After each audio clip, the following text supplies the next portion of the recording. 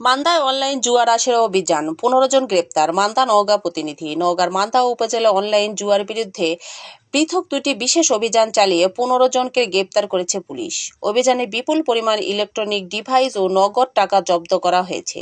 বৃহস্পতিবার 14 মে গভীর রাতে উপজেলা বিজয়পুর 3 মাথার মোড়ে জৈনক রস্তম আলীর বাসা ও বনিহারি গ্রামের ফজলু রহমানের বাড়িতে অভিযান পরিচালনা করা হয়।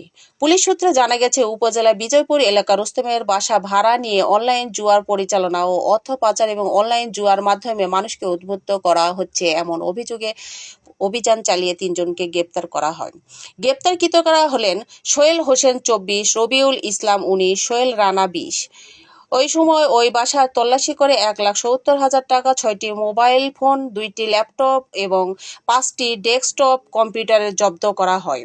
অন্যদিকে বনিহারি গ্রামের ফজলুর রহমানের বাড়িতে অভিযান চালিয়ে আল আমিন 28, আল মামুন 22, শাকিল বাবু 19, বিপ্লব 20, সাফাত 19, আরিফ হোসেন 30, মোশফিকুর রেজা রাতুল 22, রবিউল ইসলাম 26, নাইস উদ্দিন 25, রিয়ন ইসলাম 21, নাজমুল হোসেন 27, সাফায়েত ওরফে আপনকে 19 গ্রেপ্তার করেছে পুলিশ।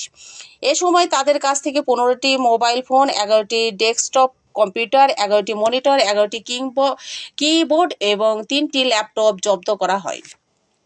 পুলিশ একটি সূত্র জানায়, বিভিন্ন এলাকা থেকে তরুণরা সেখানে এসে গভীর রাতে অনলাইনে জুয়ার খেলায় অংশ নিত। পাশাপাশি ডলারের মাধ্যমে অবৈধ লেনদেনেও তথ্য পাওয়া গেছে। এ প্রসঙ্গে মান্দা থানার ভারপ্রাপ্ত কর্মকর্তা ওসি খোরশেদ আলম বলেন, পুলিশ সুপার মোহাম্মদ তারিকুল ইসলাম স্যারের নির্দেশনায় এই সহকারী police super Manda circle Abdul Al Mahmud শাওনের নেতৃত্বে বিশেষ অভিযান পরিচালিত হয়।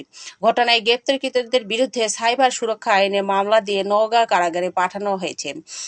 নওগাঁর পুলিশ সুপার মোহাম্মদ তারিকুল ইসলাম বলেন, নওগাঁ জেলার মাদক ও অনলাইন জুয়ার বিরুদ্ধে বিশেষ অভিযান চলমান রয়েছে। ভবিষ্যতেও এই ধরনের অভিযান আরও জোরদার করা হবে।